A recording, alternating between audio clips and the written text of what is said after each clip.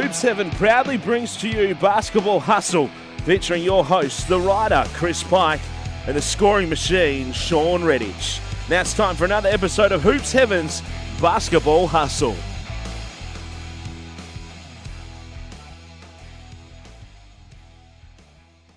Hello and welcome to another episode of Hoops Heaven's Basketball Hustle, where we're now entering round 13 of the NBL season.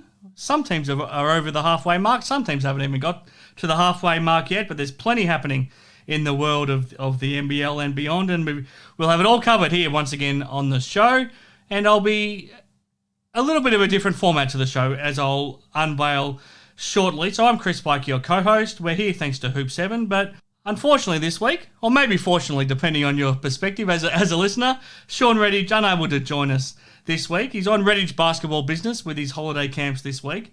So stepping into the shoes for a bit of a longer chat is the defensive legend himself, the championship captain maestro, Damian Martin. Stepping into the role of Shawn and picking up the slack for him is something you're pretty used to.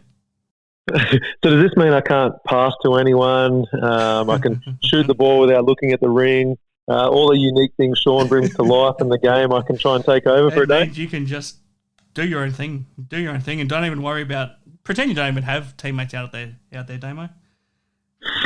No, he wasn't that bad. I like this story. My favourite clip of all time, Greg High, who never got a dunk during the NBL. His NBL career claims that one time I was actually lucky enough to steal the ball. I kicked it ahead to Shawn, but in front of Shawn was Greg Hire, and Shawn turned him down and went in for a dunk himself. So to this day, Greg will not forgive Shawn because he thinks that would have been his one and only dunk during his professional years. I remember that well, and Shawn actually tries to play it down. Shawn tries to say that it wasn't his fault, as I'm sure you could imagine.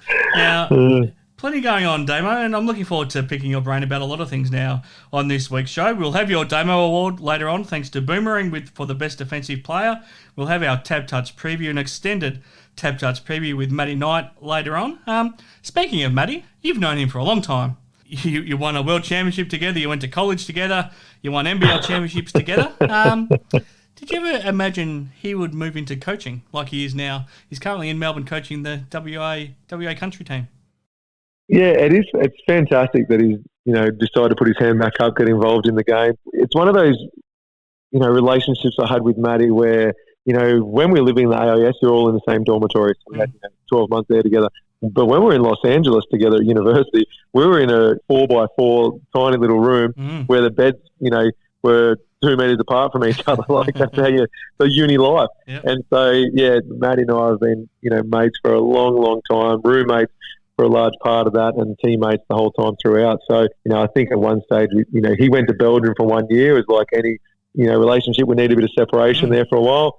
Came back and had another 4 or 5 years together at the Wildcats. So to see him put his hand up as I believe, one of the most underrated players that was during that period. Mika Vacona was probably the premier power forward for a number of those years, but Matty Knight was right there with him. And he was one of those guys defensively that he would switch 1 through 5. Yep. And I had no hesitation that if I heard an on-ball was coming and Matty called switch, that he would stay in front of his opponent and more than likely make it a contested shot, draw a charge, or force them to pass. It was very rarely a blow-by. So, one of the all-time best defenders in the four-man position, and when he played on the back of the basket, he was a beast down low. So, absolutely loves calling him a teammate.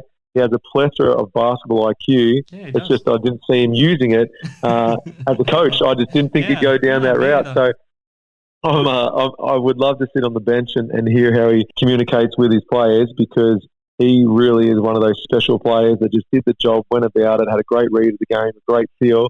And if he can get his players to have a similar type of basketball IQ, they're going to go a long way. And as their skill develops, they're going to be one step ahead of everyone else just because of how they see the game, like their coach does.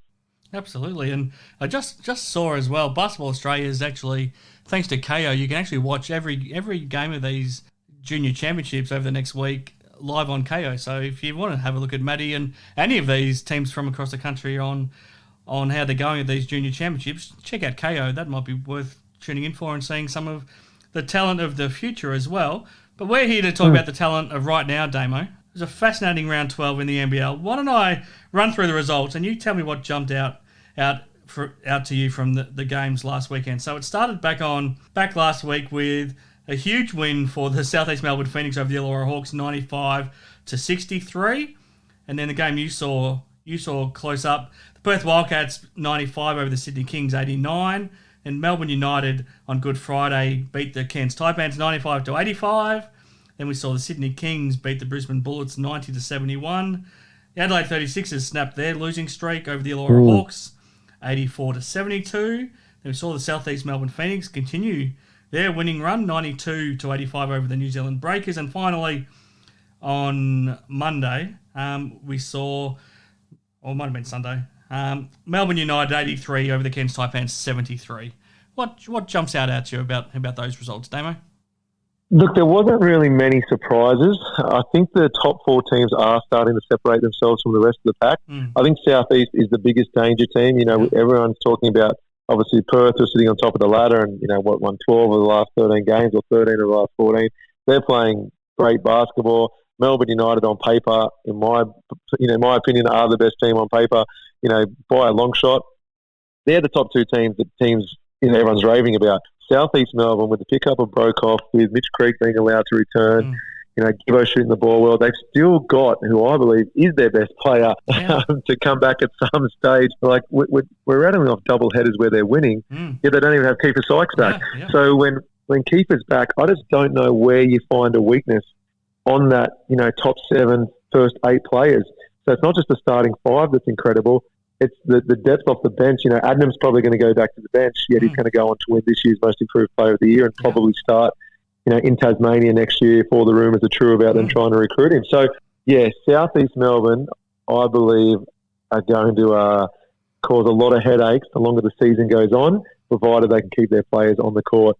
And if they do such a thing and Sykes slots back in the way I think he will, I kind of rate them as, in my opinion, the NBL favourites. With Ryan Brokoff, he's going to get more minutes under his feet. His teammates are going to realise just how good he is, not only just catch and shoot off a few pin downs, but he can go off the dribble and play above the ring. So he's going to continue to get better and going to be a serious threat. And that's, on top of some of those guys I mentioned. And then obviously you got Wetzel, who is big time, just a big body and going to play huge minutes protecting the ring, getting rebounds, setting screens, and embracing an almost easier role, but he's going to do a better job at it and probably play better basketball because of it. So Southeast really stood out for me. And then just the top 4 branching. It's good to see Adelaide get a win again.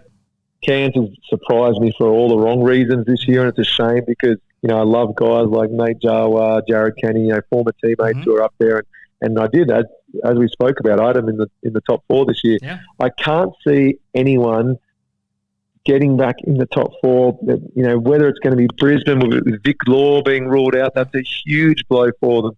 So with Hawks being a little bit too inconsistent for my liking, I think we've got our top 4 in Perth, Melbourne, Southeast and Sydney. Yeah. It's just a matter of where they all finish. I think it's going to be a battle for Melbourne and Perth for 1 and 2, and then Sydney and Southeast for 3 and 4. But like I've mentioned, Southeast for me, they could be the team that goes into the finals on a hot streak, and they're going to be very, very hard to cool down. Yeah, I think you're absolutely right. I guess the only question mark is Mitch Creek, and Shawn and myself spoke about it in a bit of detail last week. So I guess we don't need to go over all of that territory again, unless you want to share your opinion. But how much difference would it make if Mitch Creek suddenly becomes unavailable again? How much does that change things for the Phoenix?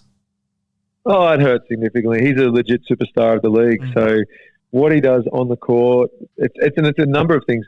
Obviously, he's a very skilled player and can put points on the board, and maybe their leading scorer most nights. But it's the confidence that he also instills in his teammates. With someone like him going into the finals, where the finals are won above your shoulders, it's the intangibles, it's the self-belief, it's the confidence, it's the willingness to dive on the loose balls, win the possession game.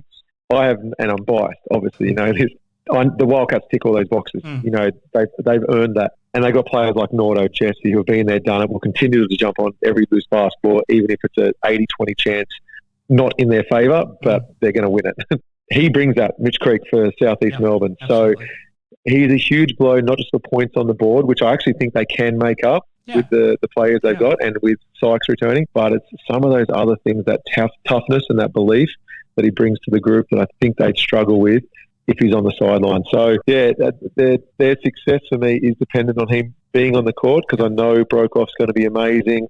You're going to have, some points put on the board from Adnam. You're going to have some points put on the board from Wetzel, whoever it is. But Creek is that stabilising factor for a number of reasons, and they'll need that come postseason. Yeah, I think so too. Now, there's plenty of topics that I wanted to race through with you, Damo. Let's start.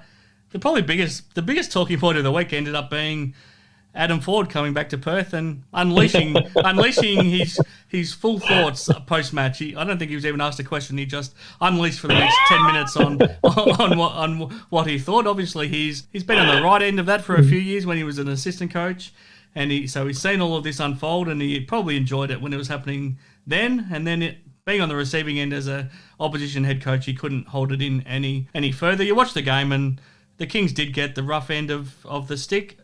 But, yeah, I mean, it's an interesting one. It's kind of, to me, it's a natural thing in most sports around the world where a lot of the questionable calls do tend to go in favour of the home team, and I would never question the integrity of any officials. I just think it's a natural thing where all of a sudden when you hear 10,000 people making a huge noise, you feel like something must have happened, you blow your whistle, and the call goes that way.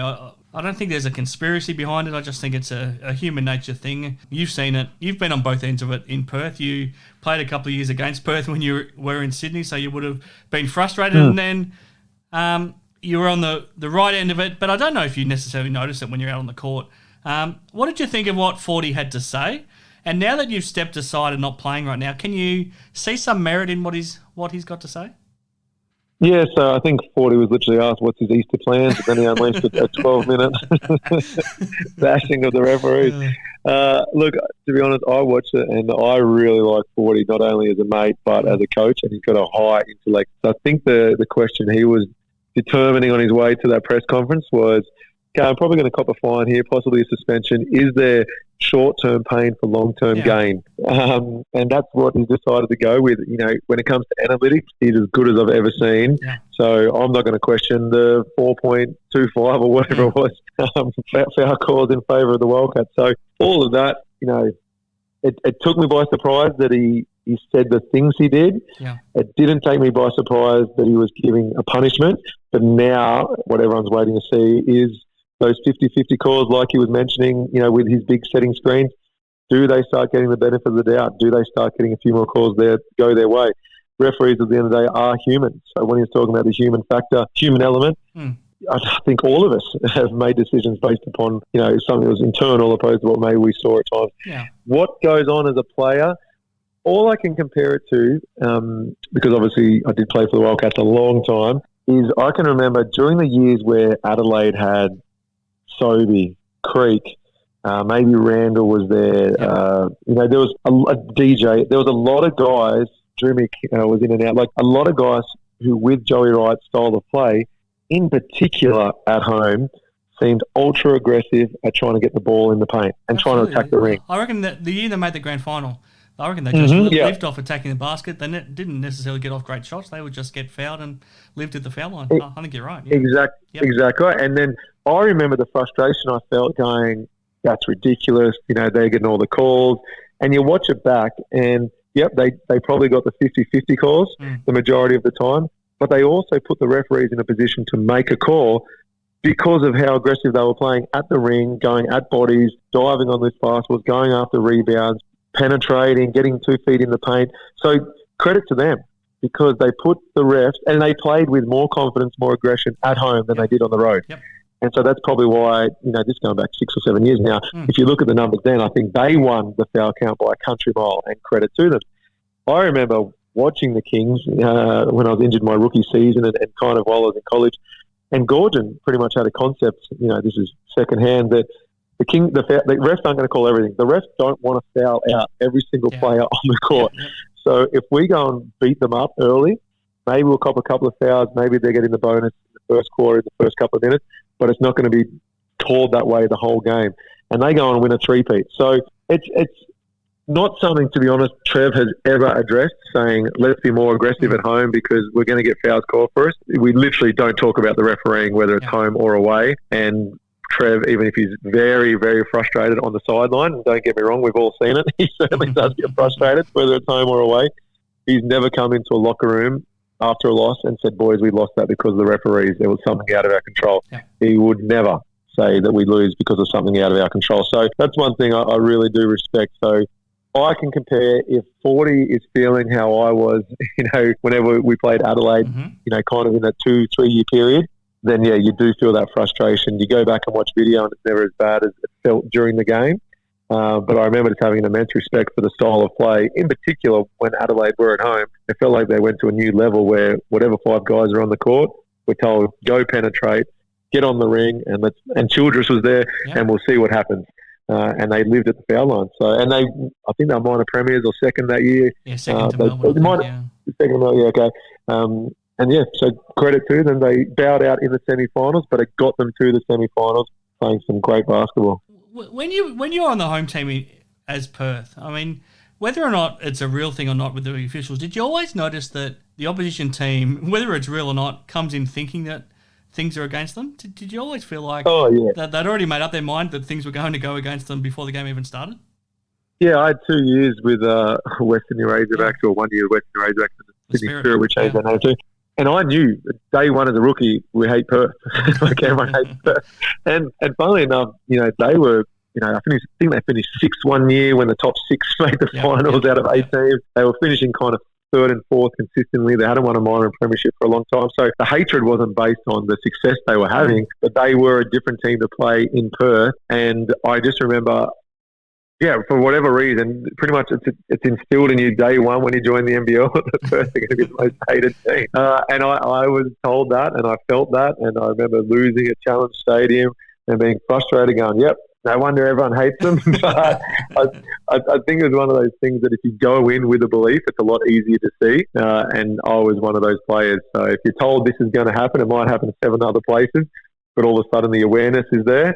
Start seeing it. It's like when you buy a pink car, all of a sudden you think you're the only person with a pink car, but can't stop seeing them. If you're told, hate this club, and they get unfair calls, you know what? Every home team gets unfair calls, but statistics will tell you we get more of those 50-50s, but whether it's because we put a referee in more of those positions to have to make it, who knows. But I do remember exactly what you said. Perth is not a like team outside. When you cross the Pilbara, you don't really like Perth from an NBL perspective. No. Now, this current Wildcats team, 8-game winning streak, ahead of this game against the Kings tonight, which will be another fascinating one. Are you even surprised by how well they are going right now?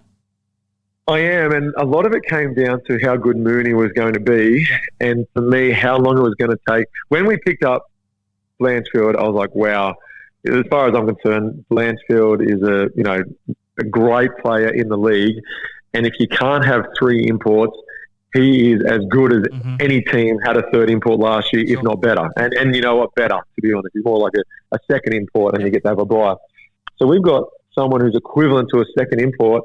Then we picked up Mooney, who I had no idea how good he was going to be, and he's a first-team All-NBL. So when you replace Nick Kay / Miles Plumlee with, obviously Majuk was out, so bringing in Mooney, if we got told he was going to be first-team All-NBL, I would have predicted them to win minor premiership over Melbourne. But instead I went with Melbourne. It was just a matter of you're bringing in someone who's expected to pick up not only the scoring slack, but the screening ability and the minutes and, all the things that Nick Kay / Miles Plumlee did. We were asking that of Mooney, and to date, he has lived up to it and exceeded it. And then you got Blanchfield saying, Tariko White won us a lot of games. Now, Todd hasn't necessarily taken game-winning shots, but he's put the club in a position where it doesn't come down to a game-winning shot because he scored 14, 15, 16 points on a consistent basis. So them adapting to the offensive structure, the defensive game plan, and being able to implement their role within the team so quickly after only 5 games. By game 6, the boys are rolling. So that was the big question mark I had. I think the biggest turnaround, though, has been Nordo's. Ever since going into the hub, I think he's been the unsung hero. Bryce has gone to another level again, which is incredible considering how good he was last season. Mooney's been spectacular. Blanchfield, to be honest, is who I expected him to be, a very, very good player who is going to embrace this system. But Nordo, I think, is having his best season to date. It's just that it's overshadowed by how good Bryce, Mooney and Blanchfield are. Melbourne United as well. They're now on a 5-game winning streak, but it was a horror blow, Jack White, rupturing his Achilles. You know what an Achilles feels like. So how much does that hurt them? And does that mean they now do need to potentially make a move on that second import, or at least bring somebody in to replace him, do you think? Yeah, it will be interesting. I think they will. I think at the end of the day, with the players they've got on that roster, it's such a tough position to be in for them because the league is so tight. And as cliche as it sounds, on any given night, number 9 on the ladder can beat number 1. But because of how good they are on paper, even without White, the expectations for them to win it is from everyone. Everyone thinks that how can they possibly lose it is more so the mindset. Yep. And with that type of pressure, you really want to do whatever it takes to secure it. And they've already spent a lot, so the mindset might be, let's just spend a little bit more and see if we can improve again. And I think they will. I do think they will. But they're a fantastic team without White and without another import. But they will miss him because he very, very, very good defender. Great rim protector, ran the lane. Great offensive rebounder. Great. He just plays every single possession like it is his last. And some people talk about it like, go out there and play it like it's your last. But very few do it, to be honest. Yep. People take shortcuts here and there. They get their breath back while they're on the court. He doesn't. He'll run the lane every time. He'll get in a stance, defend. He'll go and contest. And he contests late, which takes away the opportunity for a drop-off pass. Like, he's a great defender, a great teammate. He inspires his teammates with his hustle. Yeah. And then because he's a possession winner, that's what I think he's going to be noticed the most, is who steps up now. Now, McCarron and Illy, I have no doubt will, but he was the best at it on their team as far as I'm concerned. Yep. So they'll miss his natural leadership where he leads by example. And to be a rookie who was playing so well and was cool, calm and collected, he would have played 30 minutes a game during the final series. So where do they make up that 30 minutes? They do have the ability, they do have the skill, but it's a different type of skill where it's kind of the players they're bringing in to replace him currently have a similar skill set. They're great scorers. Yeah. The type of player he is, I can't see anyone on that roster being able to slot into that type of role. And it goes a long way in the postseason with how tight the games will be. If it comes down to 2 or 3 possessions, their 3 possessions Jack may have won you off an offensive rebound. Well, there was that game against the Wildcats early in the season that he won just on that offensive rebound, didn't he? Exactly. He just came flying in, dumped above the pack. Yep. His athleticism is brilliant. You're just kind of underrated. You didn't realise it till he came out and you saw it with your own eyes. But yeah, don't get me wrong, as a rookie, in possibly the best rookie class that I can remember, he could have been Rookie of the Year, and the only reason he wouldn't have been is if it goes to DJ. But it's an incredible rookie class with Giddy as well. Like, there's just every team, it seems, has a great rookie. So, yeah, I feel for him. I ruptured my left Achilles, as a 21-year-old. I, tore my left. That put me into retirement. I tore my right. That's what made me miss out on the grand final series versus New Zealand and pretty much the London Olympic campaign. So, I hope he comes back better. I hope he manages to get back the next 6 to 9 months where he's improving his game, because you can get better even when you're injured. And I look forward to an incredible career in the NBL if the league manages to hold on to him. The Brisbane Bullets. Now, they're playing with a lot of heart right now. You look at their win last night against the Illawarra Hawks, and Lamar Patterson didn't have much impact because he fouled out so quickly. They didn't have Vic Law. They still didn't have Tanner Krebs, and they still got a win on the road, and they did a great job. But now that Vic Law's out for the season, what are you expecting from the Bullets? Is the addition of Patterson enough to keep them in the finals hunt, or do you think that it's going to make it tough? Yeah, it makes it really tough. Sobey has been incredible this season, and I can't see him slowing down, to be honest. Just his grit, his mental toughness, his determination to be the best on court every single game. That is something that's ingrained in him, and he's got the skill set to back it up. So Sobey is going to continue what he's doing. I just look at the rest of the roster and think, it hasn't been the Patterson we were expecting all season, obviously starting in New Zealand. Where is that? Kadee was brilliant. He just lit it up. So I think, Kadee is definitely capable of putting out a performance like that. Sobes will continue to be himself, but I think they're going to be a 500 club for the rest of the season. They'll win one, drop one, win one, drop one, and it's going to be off the basis of someone outside of Sobey getting hot for a game, whether it's beyond the arc like Jace or someone else. Probably, that's right. It's going to be someone different. Hodgson, I love when they play the Twin Towers. So they've got the ability to win games. I just don't know how consistently they'll be able to do it, especially at the back end of the season where the 4 teams ahead of them do not want Brisbane chomping on their heels, and every game means a lot more to them when Brisbane may be starting to think, postseason's just around the corner. Sorry, off-season's just around the corner. Are you concerned about the Illawarra Hawks now? They've lost 3 in a row, and I don't know, they just... That game last night might have been the one that kind of broke their back to me. That seemed like a pretty devastating blow in a game that they had no right losing for a lot of it. Yeah, I love watching Harvey in particular at one end and Simon at the other defensively. And so they've got the ability to do something special in the postseason. I don't think the depth is there that they would really require to probably win the whole thing, but they have the ability because of how special Harvey is. And then when Jessup gets going, he can put points up. Ogilvy, Bairstow, like you run it off. They've got, when I mentioned Brisbane are going to rely on someone to get hot, Illawarra can have 2 or 3 guys really get going. So, and on a consistent basis. So I think they're the biggest threat outside of that top 4 still, but if they start dropping more, it's going to be just too much of an uphill battle, and they'll disrupt the top 4, and that could come down to an Illawarra game that determines minor premiers versus second place or third versus fourth. But I just don't think they're going to sneak in there anymore, even though I do love watching how they play when they're going. They've got a fascinating decision to make as well now that Daniel Greeter's back. So they initially signed AJ Ogilvy as his injury replacement, but he's their captain. So now once Cam Bairstow's back fit, somebody has to make way for Gritter to stay on the roster. That's a mighty tough call. Does that? I mean, what do you think they do? Because I think they are very happy to keep Gritter on the roster. So I think that's a natural choice that they're going to make. Yeah, Gritter's a long-term player. You want to be able to keep him at the club. You want to be able to keep him happy. Oh, it's a tough one. I actually didn't realise that too. You've now just poised it to me. I don't think you can cut your captain, can you? I was going to say, if they're in contention for making the playoffs, I think you've got to keep AJ. Just a big body, experience, and like you said, your captain. If they're probably out of contention, then you're looking towards the future.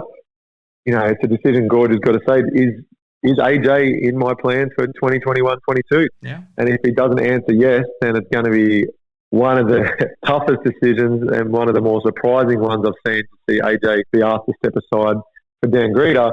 But it comes down to where you're at currently and where you want to be in years to come. But if they're a playoff team, you're keeping AJ, I think, and Greeter's going to play in many playoffs in years to come, and he's going to have a lot of teams chasing his signature in years to come. But right now, you're going with who's your best lineup to win your championship, and I think you need a big body there for when, if you look at a Melbourne, you're going to come up against, possibly the best big man in the league right now in Landale. If you come up against Perth, you're coming up against the best 4-man in the league in Mooney. South East, you've got Creek, Wetzel. There's some quality bigs, and you're going to want AJ's experience. Humphrey, you're going to want some experience in that position and a big body, and just physically, that's what AJ offers as opposed to a Greeter. Yeah, I think you're right. I don't think Froling and Adele and Deng Deng are probably big enough to be able to hold it down on their own. Last one before we get to your Boomerang Award for this week. I want to get your thoughts on Josh Giddey. I saw the latest prediction for the 2021 NBA draft come out this week. They had him at number 9. I think 6 months ago he was probably number 30, 40 or 50. I think what he's doing in the NBL is similar to what we saw LaMelo Ball do to just skyrocket him up the charts. How impressed are you with what you're seeing in terms of the all-round game? Because every part of his game seems to be getting better right now, including his three-point shooting. Yeah, you're exactly right. I love the similarities between the two players. So LaMelo probably had more razzle-dazzle with his ball handling skills, but they both have incredible vision. They're both so calm out there. It's rare to see Giddey frustrated or not under control, and that's the exact same thing with LaMelo. It didn't matter when the Wildcats played LaMelo, whether we doubled him, went under, ran traps at him, sent it to the big. He just had the same body language. He wasn't phased. He made the right decision. Got doubled. Okay, I'll send it to the open man. You went under. Okay, I'll shoot the 3. He played a very simple style with a very high skill level, and that's what I loved about. And his vision, and his passing is what set him apart from the other guards last season. Yeah. Plus, obviously, at 6'8", man, he could rebound really well. So I'm loving what he's doing because now his shot is dropping as well. So had he not got injured, and maybe he still will, but he was the Rookie of the Year in the NBA. And then you look at Giddey. Like I said, Giddey doesn't have the razzle-dazzle ball handling, but he's very safe with it. He makes the right decision. You go under, he shoots a 3, you're double teaming, he's happy to make the drop-off pass to the open man. His basketball IQ, his height, his athleticism. I loved I saw the predictions. I hope they're right. I hope he goes in that top 10. Yeah. And I don't think an NBA team would be disappointed because he's going to make the superstars on that NBA team look even better because of his, unselfishness. There's a reason why Adelaide started so hot, and now, through injury they dropped right off, and it might be too little, too late. But Giddy has been, in my opinion, incredible. And I mentioned that rookie class, and even though I thought I have White probably ahead of him and maybe DJ, Giddy, and White, that's three superstars. Giddy's probably the one that'll go to the NBA, but all three of them are going to have incredible careers wherever they play out. Yeah, absolutely. And it's amazing to think he's grown in him since he's been in Adelaide too, so he hasn't finished growing. That's amazing. He's going to thrive in every league he plays in because he's got that style of games. Whether it is in the NBL, he'll be a first-team All-NBL player for a long time. Whether it's in Europe, he'll be a top-tier European player. Whether it's the NBA, he's going to have a long career. He just has that style of play. And when you're doing it at 6'8", coaches just want to have your signature on their roster.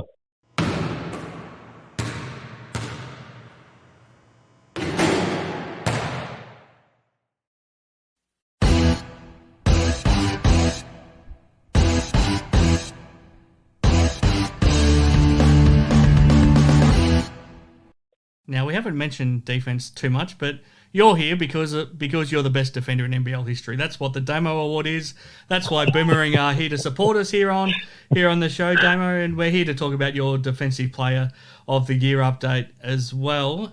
A couple of new faces and a couple of big fellas in the votes for this week, which was good to see. But the one vote is a familiar face. It is, and I got to see him live. I called the game and just mentioned him early in the show. Mitch Norton. I've said this a few times, and I just stick with it each time I get to see. I think there's three guys that are separating themselves from the pack, and my points probably reflect that. Like I said, don't tell me the leaderboard. I don't want to be influenced by it. But Mitch Norton, Sunday Detch, and obviously Simon at Illawarra, Simon at Illawarra, he's been through it. Yeah, sorry, I was like, what's going on there? The three of them are at one level, and then there's probably 4 or 5 in the pack chasing them, and probably led by someone like a John Mooney. But for me, Nordo just doesn't get blown by, or very rarely gets blown by. And even when an offensive player is on his hip, he still plays with his hands out wide, plays with his chest, and makes sure it's a contested shot, and he's angling them towards the help defense or towards the corner away from the ring. So Casper Ware, I thought, was brilliant against the Wildcats. He was just determined to go and put on a show. And in the first half, he was kept reasonably quiet by Nordo. Second half, he got going, had different players guarding him, scored on Nordo a few times as well, but it was all contested, tough shots. And at the end of the day, great players are going to make some of those. It's just making sure when you watch a video, you've stuck to your game plan, you're forced into the shot you wanted them to take, and you've contested it. And Nordo ticks the boxes for all those. But night after night, I'm just seeing him taking charges. I'm seeing him staying in front of guys who technically are faster than him, but he slides his feet, reads the game, reads what the opposition's going to do, and just doesn't get blown by. It's blowing my mind. It doesn't get blown by. And so, he's going to get 1 point. And then 2 points. It's actually hard to separate these guys, but when you hear the numbers for the leader, for 3, it's hard not to give him the 3 points. But I've got Wetzel at 2 points. Just blocking shots, rebounding the ball. He's such a big lad. I don't think people realise that if he catches the ball deep at one end, it's pretty much all but a bucket. And at the other end, if you're trying to score over him, you better put some more air on that ball if it's a floater, or you better go up aggressively. Otherwise, he's going to block it and throw it out of the stands. Like, he was very good, in my opinion. Back-to-back wins. I mentioned some of their superstars in, Mitch Creek returning, Ryan Brokoff, name a few. But, I just thought the big fella was the rim protector, set the tone, and it just meant someone like an Adam could crawl in and be a bit more aggressive defensively. Gibbo, you name it, they feel good getting into their defenders.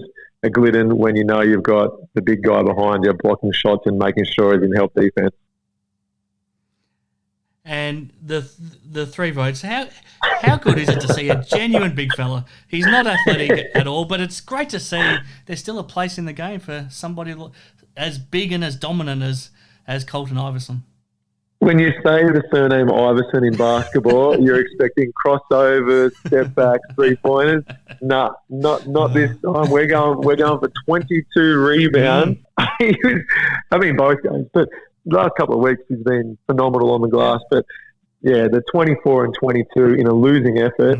Had he not produced 22 boards, it wouldn't have been nearly as close a game. The Breakers have picked up an absolute beast, and he'll continue to get better. I mean, those numbers are just ridiculous. Mm-hmm. But when you're getting as many rebounds as he is, and I've mentioned this about Mooney, it's just hard to win a game because you've got a lack of possession. So you better shoot the ball well or play a high-paced game so there's going to be more possession. And, that in the end, that's what happened. But, 22 rebounds. Credit to him. Iverson did not stop the whole game. Absolute beast. And the least I could do was give him the Defensive Player of the Year because he was there in every possession, blocking shots, defending, contesting, and then turning around, boxing out, and going, getting the ball so his team could go and try and put some points on the board. So, good on you, big fellas, this week. Iverson Wetzel in particular, just fantastic on the board. No, fantastic. So if you do want to know the update to the leaderboard, go and check out our social media pages because we don't want to corrupt the little mind of Damian Martin here on the show. But, Damo, I think we'll leave it there. It's been a pleasure to have you step in for Shawn. And let's be honest, over the last 10 or 11 years that I've known you, I've seen this happen a lot. So you replaced Shawn as captain of the Perth Wildcats.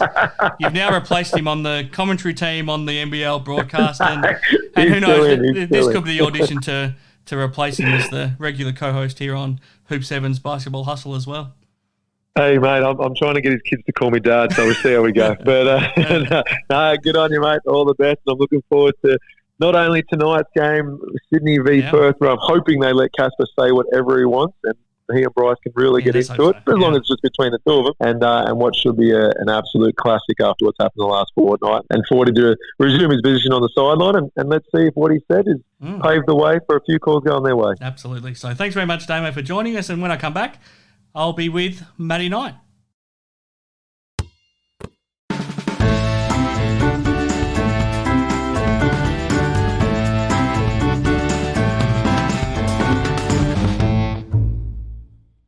Okay, I'm joined again by Matty Knight here on the Tab Touch preview, and plenty to get through, Matty. So I'm looking forward to having a chat as you join us from Melbourne this week. You're with your WA State Country team, and we'll get to that shortly. We haven't spoken in a couple of weeks. A lot's happened since then. How do you see the way the league's shaping up right now? Do you think Perth and Melbourne are starting to open up a bit of a gap, or how do you see the league shaping up right now?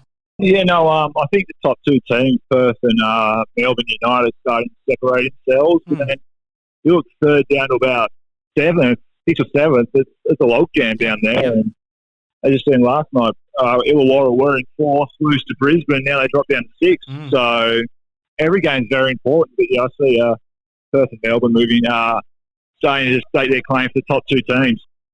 Before we have a look at the rest of the games now ahead in round 13, I wanted to touch on that game last night in Illawarra between the Hawks and the Bullets. What did you make of the result? To me, it's a win that the Bullets probably weren't banking on, given they were down a little bit on manpower. But to me, it's a big loss for the Hawks, and it's going to take some bouncing back.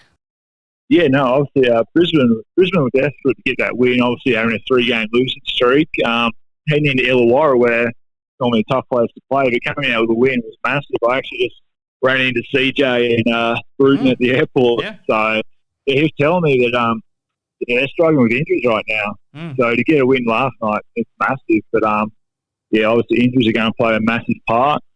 I think Illawarra, it's going to be tough to make that Final Four. They just can't play consistent basketball right now. They're good for a couple of games, and they just go missing. So I think, they might be one of the teams right now that miss out on that fourth spot. Yeah, you'd think it's going to take something pretty special to turn it around from here. But with the Bullets, interested to get your thoughts on them. Maybe you can fill us in on a little about what CJ told you. But as far as we know, it looks like Vic Law might now miss the rest of the season. They've just got Lamar Patterson back, but they're still winning games of basketball, and they're still in the top four race, even though they have been playing without an import now for a couple of weeks. Yeah, now speaking to CJ and Greg Vanderjack, sounds like war's done for the year. Yeah. Obviously, Lamar's coming back from his injury, and he fouled out in 12 minutes last night. So probably not ideal. Just touching on that, could you believe some of those phantom calls? He got some horrible calls against him. Yeah, no, you got to watch this. It's very interesting.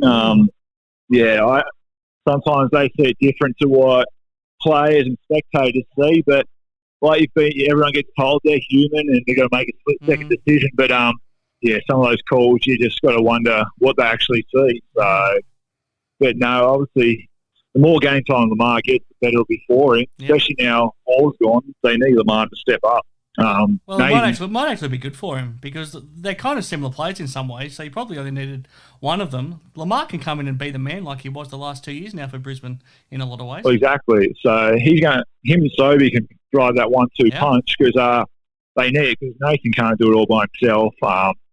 He's had a great season so far, but to be successful, you always need that second scorer for Perth, like they had Bryce, Terrico. Yep. This year it's Bryce and Mooney. So you always need that second scorer. So if Lamar can get fit, stay healthy, and get back to Lamar from last year, I think Brisbane can sneak into that third or fourth position. I think so too. Now, Thursday night, round 13 continues. It's a big game. It's the Sydney Kings against the Perth Wildcats. Once again, it seems like they're playing each other a lot lately. We saw them play twice last week as well. Perth got both of those wins. So Tab Toucher's got the Kings outsiders at $2.12. The Wildcats are $1.72. This game's at Kudos Bank Arena. What are you expecting from this one, Matty? Yeah, no, obviously Forde was quite upset after the last game. He didn't deserve the fine. Everything he said, it's true. I don't think he fully went after refs like some coaches have, so I don't understand the fine and all that. But but I think he'll have the boys fired up. He's probably going to be in the referee's ears. They're on their home court. Martin's back playing some pretty good basketball. So Perth, they've been on a high for a while, but it'll be interesting to see whether they can back it up or not. So I think Sydney may get this one tonight, just based on Forde is going to have them fired up. They're going to be upset about the result they had over here last week. They had the game until, once again, mystery call on Casper. Yep. So I think Sydney tonight. No, you're right. I mean, Casper was doing such a great job on Bryce, but then once he got his fourth foul moved off Bryce took the game over. It definitely changed the game. I wanted to actually get your thoughts on what Forde had to say, Matty, because you come from a unique perspective. You played against Perth in Perth for a number of years, and then you were playing for Perth in Perth for a number of years, and probably unlike my other co-hosts here on the show, Shawn and Damo, you've probably taken your red goggles off a little bit. You probably look at things a little bit more from an unbiased view now in retirement. I think that's a fair. Yeah, no, definitely. I think that's fair to say. So I mean, what is it about playing in Perth that when you come in as an opposition team, you're going to get the bad run of the green with the referees? Why is it worse in Perth than seemingly anywhere else in the league? I think 13,000 screaming fans. I think plays a massive part. I don't know what it is. Referees intimidated, but you got to think as well. Each game you probably get one or two Perth referees, so there's already to look at it that way. But I think coming over here, you're going to get screwed over no matter what you do. So you've got to put that behind you. I know it's tough to accept the calls, but after that, you've just got to go play. Yeah, it is tough, but like you said, but I even thought sometimes when you play, referees sometimes make up calls on you. Yep. But yeah, opposition teams, you can't bite. You just got to go out there play. Most teams now know when you come over here that there's a good chance you will get screwed by the referees. So you just got to bite your tongue and just try and play through it. When you're a Wildcats player, do you feel like you do get the good run of it when you're out there playing, or do you not really notice it? You don't really notice it when you're actually out there playing, but sometimes you look at the foul count and all that, and it's in your favour. But you do. I feel like when playing for Sydney, you come over here and there'll be calls where you'll be like, hang on a second, what did I do wrong? Yeah. And then you go down the other end and it's the opposite. So you're just like, hang on, what's going on here? But the quicker you can adjust to the referees, the better. Sure. The better you're in. Was there ever an away venue that you played that was similar? Was there anywhere where you did feel like you went in as a Perth player and felt like this was going to be a tough night in terms of the referees? Yeah, it can. Okay, yep. They look to screw you over. The North Queensland referees, Yep. there's some calls there. You're going to get screwed over up north. So you have to try and bite your tongue. Obviously, people say playing in Perth to get looked after. Heading over there, Queensland, the North Queensland referees seem to try and even it up. Yeah. But I think in general, referees are holding the league back. It does feel like they haven't gone up the same standard as the play with the players, doesn't it? Yeah, no, the referees aren't. Yeah, the league's in a really good spot right now, and to make it to go to the next level, you need the referees to come on board. There's too many replays right now. It's slowing down the league. It's just they're taking too long, aren't they? Yeah, and like I've always said, absolutely not 100% correct, and yeah, then goes out and finds them, like just things like that. Like you're telling the truth, and everyone knows that you can't go out and find a guy speaking the truth. Yeah, absolutely, and you wonder if he does get fined if he's not a rookie coach. If Brian Gorgon says that same thing, does he get fined? Yeah, exactly. Yeah, fascinating discussion. We could keep talking about it all day, probably. Oh, but sorry, you got the Kings on Thursday night, Matty? Yeah, I'm picking Sydney tonight. Yep. I think they're starting to play some good basketball. They want to stay in that top 3-4 spot, so they need to just win. Then Friday night, this is a fascinating game. Short turnaround for the Hawks, coming off that tough loss last night against the Bullets. They're back at home, but they're against a Southeast Melbourne Phoenix team that's building some form again as well, and I think probably getting very close to getting Kiefer Sykes back in their lineup too. Yeah, no, it's probably going to get tougher for the Hawks. Southeast starting to play basketball, and Ryan Brokoff's had probably a breakout game, and that could be dangerous for other teams if he continues to build off that. I think Southeast should be way too strong for a while. I haven't had a chance to ask you about this. Are you comfortable with Mitch Creek being back out there playing, or how would have you handled that situation? Yeah, I don't know. It was interesting one. The league coming out and saying, spend into a court case. Court case gets adjourned. Now you're back playing. It's a tough one. We've got the NRL, we've got the stand-down policy, AFL, the opposite. So it's a tough one because obviously innocent are proven guilty, but the charges are quite serious. But no one knows exactly what happened and play out in court. But it's a tough one. You can see an argument for both sides. Yeah, for sure. Two big games on Saturday, and I'm really looking forward to this first one. First time for the Wildcats to visit Adelaide for this season, and Adelaide not playing too bad. So they'll now have Josh Giddey back. They're working Brandon Paul back into the lineup. Isaac Humphrey's not quite ready to play just yet, but I think this will be a tricky one for the Wildcats. So Adelaide hosting Perth on Saturday.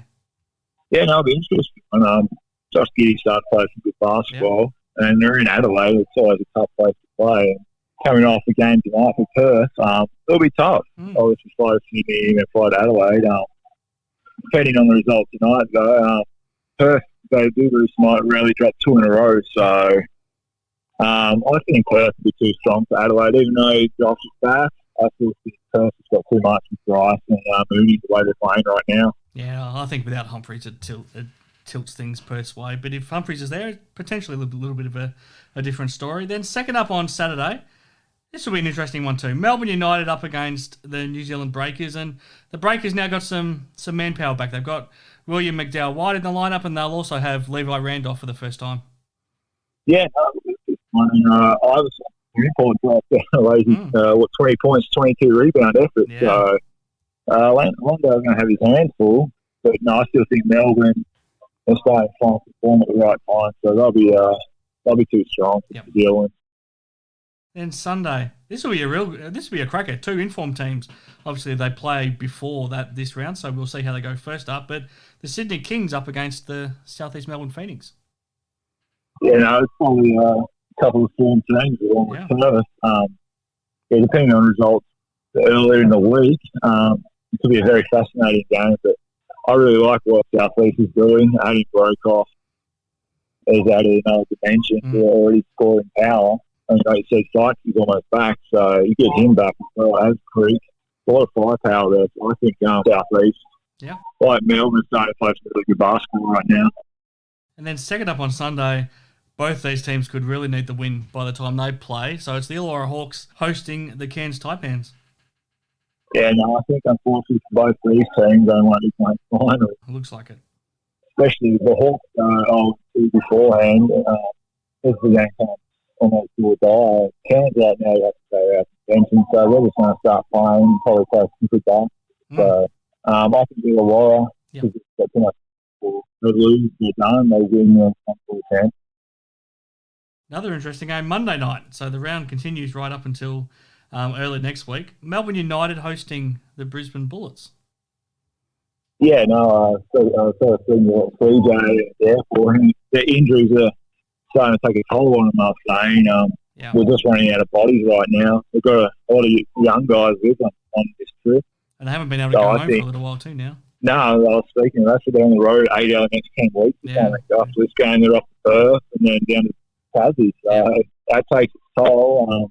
But no, I think Melbourne will be too strong to due to injuries that Brisbane have right now. And then on Tuesday, down to your old stomping ground, down to Launceston, the New Zealand Breakers are hosting the Perth Wildcats. Yeah, no, it'll be interesting. I'll be interested to see what crowd they get down there. Sure, on a Tuesday night. For school holidays, so hopefully they get out and support it. But that'll be an interesting game. Obviously, New Zealand starting to play good basketball, getting their bodies back. But I think Perth, once again, just Bryce Cotton, he's the difference. Yeah, I don't see anyone from New Zealand that can really go with him. So I think he'll have another massive game, and Perth will be too strong. Okay, so that's a jam-packed round 13 that we've got to go, and then all of a sudden when we come back next week, we don't have a day in between where we straight into the next round on Wednesday, and we'll do it all again. So we'll check out how your tips go, and of course stay tuned to social media, Matty, and we'll have your multi-bet selection this week thanks to Tap Touch, and hopefully raise some money for charity. Hopefully these teams start to do the right thing by you sooner or later, it's Matty. frustrating right now. But right now, you're coming to us from Melbourne. Tell us why you're there, and tell us what you're looking forward to over the next few days.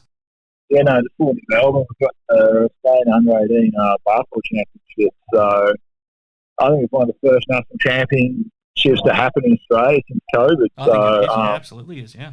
Yeah, so obviously there'll be a lot of attention on that. But yeah, no, coaching WA country boys, and looking forward to no expectations on it. And the kids, they play hard. Country boys never give up, and they'll go out and give 110%. But it's good to be on the other side and actually coach. Got a good coaching staff around me, which will help me. Yeah, so no, just looking forward to the challenge and seeing how we end up. You got some exciting young talent there. Obviously, over the years, we've seen some pretty exciting talent come from WA country areas. You have a look at Cam Glidden and Mike Worthington and these types. Have you got some similarly talented young kids that you've got under in your squad? Indigenous kid, Rory Charles. He's just a third-out basketball. Can get to the basket. Probably one of the quickest guards I've seen. The age group. So he's a basketball. He plays good. He does a lot. He's probably one of the most exciting put on our team. Oh, fantastic! How much are you enjoying the coaching side of it?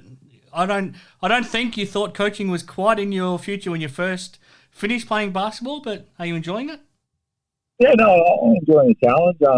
Obviously, it's a learning curve every day. Go try and control my emotions and remember I'm not a player anymore, but I'm there to help and guide the young kids. No, I'm enjoying the challenge, and definitely this week will be a big challenge.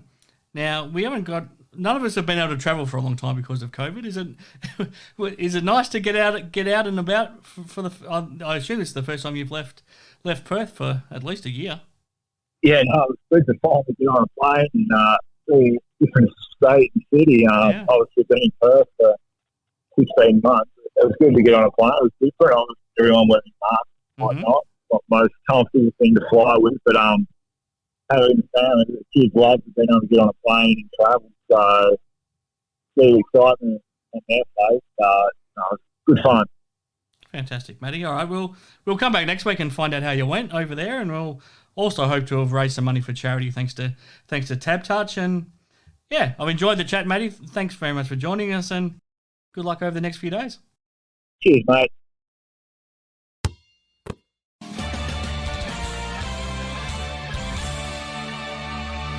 Okay, I hope you've all enjoyed this episode of Hoop 7's Basketball Hustle. Apologies for the change in format, but sometimes scheduling conflicts can't be helped, and when you're a busy man like the scoring machine Shawn Redhage, these things unfortunately can happen, but hopefully you're pretty happy with the substitutes. Damian Martin, the 6-time Defensive Player of the Year, the 6-time NBL champion, and Matty Knight, the multiple-time All-First NBL team member, 3-time NBL champion, and one of the best pure power forwards the league has ever seen. I hope their insights were more than enough to make up for it this week here on Hoop 7's Basketball Hustle. Of course, thanks to Hoop 7 for making this show possible once again. Head to hoop7.com.au to check out the best basketball store in the country, or indeed if you're in Perth, check them out on Murray Street in the Perth City. You won't be disappointed. And of course, Matty Knight was brought to you on that Tab Touch preview thanks to Tab Touch. So check them out at www.tabtouch.com.au. Check out all of the latest NBL betting markets. Hopefully Matty will help you find a winner this week, and also check out our social media pages on Friday for the multi-bet for the week from both Matty Knight and Shawn Redhage as they try to raise money for charity thanks to Tab Touch, but they also try to help you find a winner. Now remember to gamble responsibly. And of course, Damian Martin was brought to you by Boomerang, the finest basketball installation providers in the country, whether it's an above-ground system, a portable system, an in-ground system, or the best flooring that you want to find, then Boomerang will have you covered. www.boomerang.com.au for more. And thanks to listening to Hoop 7's Basketball Hustle, one lucky listener, thanks to Boomerang, can get 50% off an above-ground basketball system this week just for listening to the show. So just mention this show when you're contacting Boomerang and you can get 50% off an above-ground system. You can get 25% off an in-ground system, or you can get 15% off the custom flooring, which is out of this world. It'll make you feel like you're floating on air, but you can also customize the design to look however you like. So thanks to Boomerang, thanks to Hoop 7, thanks to Tab Touch, thanks to Matty Knight, thanks to Damian Martin, and we'll be back again next week on Hoop 7's Basketball Hustle.